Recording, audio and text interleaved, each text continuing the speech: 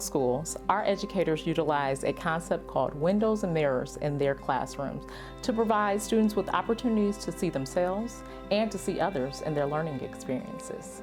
The concept of windows and mirrors means to me that I am providing opportunities for my students to be reflected and seen in their own community or in their own curriculum, but it also means that I'm providing windows for students that are not of those same communities to be able to see into a literal window of other people's experience, ethnicities, and in those communities as well. When I hear windows and mirrors, immediately I think about perspective and identity.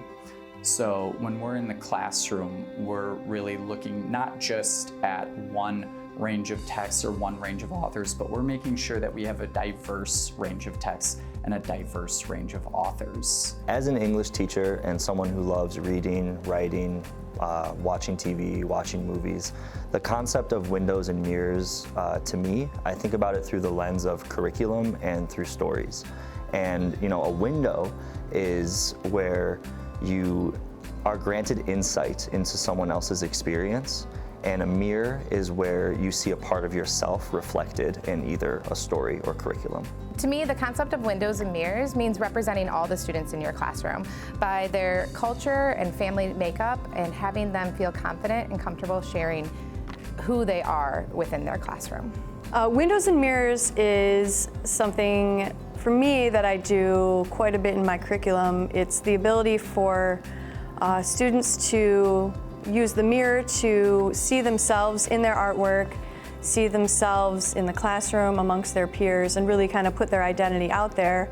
And then windows is opening that opportunity for students to get viewpoints of different perspectives, different people, kind of see the world in someone else's eyes, kind of building that empathy and understanding of differences and how differences are the norm, which we really try to embrace, especially in art. So windows and mirrors boils down to two categories: storytelling and identity. I recently taught a poetry unit where I integrated the concepts of windows and mirrors by providing my students with poets who looked and sounded like them. So I introduced them to a poet named Sujata Bhatt, and she speaks a language called Gujarati. This is different from what most of my students speak. Most of us in my classroom speak English.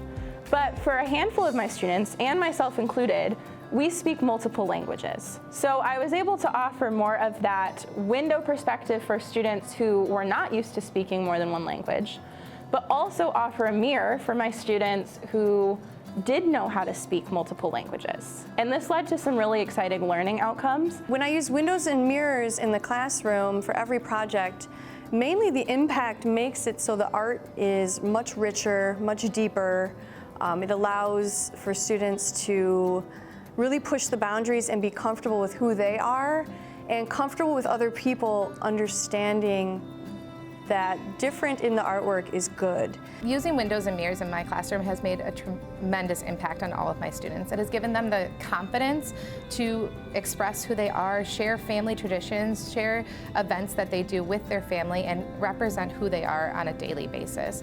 One example I have, I've had a family who celebrates the Lunar New Year, and I've had the opportunity to have two of the siblings in my classroom, and they were able to come in and explain what they did during Lunar New Year, share pictures, and the joy in their face sharing who they were with their classmates made everything that you're doing all day long worth it. One value in bringing in windows and mirrors into a classroom is it allows a student to express their funds of knowledge.